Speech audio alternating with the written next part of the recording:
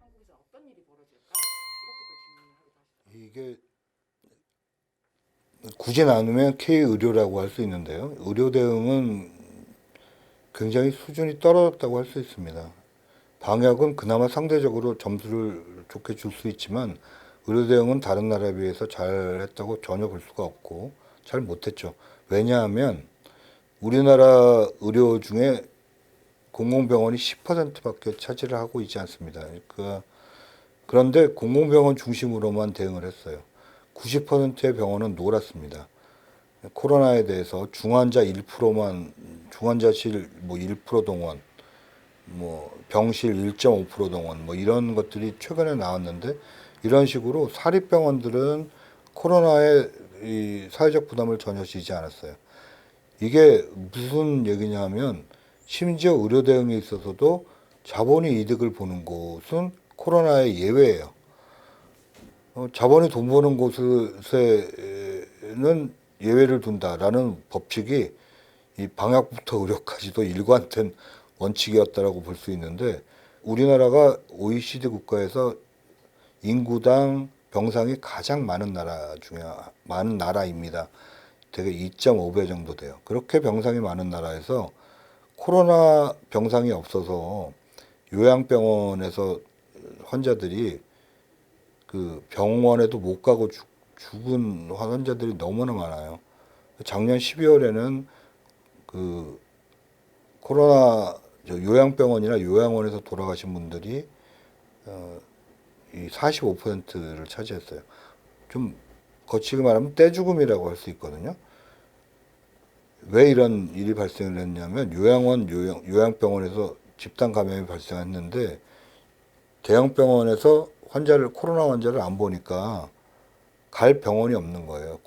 공공병원이라고 해봤자 지방의료원은 1%, 2%고 그다음에 좀 더 큰 병원이 대학병원들인데 이 대학병원들은 국립대학병원들이 조금 더 환자를 많이 봤지만 거기서도 아주 나서지도 않았거든요. 그러니까 그 평소에 거들떠보지도 않은 지방의료원에 가야 되는데 병실이 안 나는 거죠. 이런 문제가 1차 대구 때, 2차 여름, 작년 여름, 그다음에 겨울, 1차, 2차, 3차 때 모두 병실이 부족한 사태가 계속해서 벌어지고 지금 4차 때도 생활치료센터에서 돌아가신 분이 생기잖아요. 이것도 병실 부족인 거예요. 그러니까 병실이 있으면 입원시켰다가 다시 이제 생활치료센터로 보낼 수도 있었던 환자를 그냥 생활치료센터로 가니까 갑자기 나빠져서 돌아가신 건데 제일 병상이 많은 전 세계적으로 제일 병상이 많은 나라에서 왜 병상이 부족하다는 거죠. 이것은 작년 겨울 같은 경우 정말 병상이 부족하다는 것을 노동조합과 시민사회가 정부에게 호소하다시피 했는데 저만 해도 5번이가 기자회견을 했어요. 사립병원 병상 동원하라고. 그랬는데 또 동원을 제대로 안 했거든요. 그때 얘기한 얘기가 그들은 중환자를 본다. 근데 사실 중환자 3차 병원에 대형 종합병원에 사립병원에 중환자만 있는 게 아니거든요. 중환자는 34%밖에 없어요. 3차 종합병원이라면 제일 큰 병원인데 이게 42개입니다. 이게 5만 개의 병실을 갖고 있어요. 5만 개 중에서 10%만 동원했으면 5천 개인데 이 5천 개를 동원하지 못해서 환자들이 요양병원과 요양원에서 떼죽음을 당하는 이런 일들이 벌어진 것이죠. 그 의료 대응은 굉장히 잘 못했다. 뉴욕에서 코로나가 번졌을 때 가장 먼저 내린 명령이 뉴욕 주지사가 모든 병원, 사립병원이 미국에서도 25% 정도밖에 안 되는데 공립, 사립 할 것 없이 모든 병원에 동원령을 내렸고 이탈리아에서도 약 30% 정도는 사립병원인데 거기서도 모든 병원에 동원령을 내렸습니다. 전 세계 어느 나라가 공립 사립병원을 구분해서 동원하지 않았거든요. 우리나라는 팬데믹이고 이것이 1년 반이나 끌었는데 아직도 공공병원에서만 대응을 한다. 이 공공병원 노동자들 용어를 쓰면 공공병원이 독박을 쓰고 앉아 있는데 이거야말로 사립병원들에 대한 특혜고요. 그 사립병원들은 코로나의 부담에서 완전히 배제된 거죠.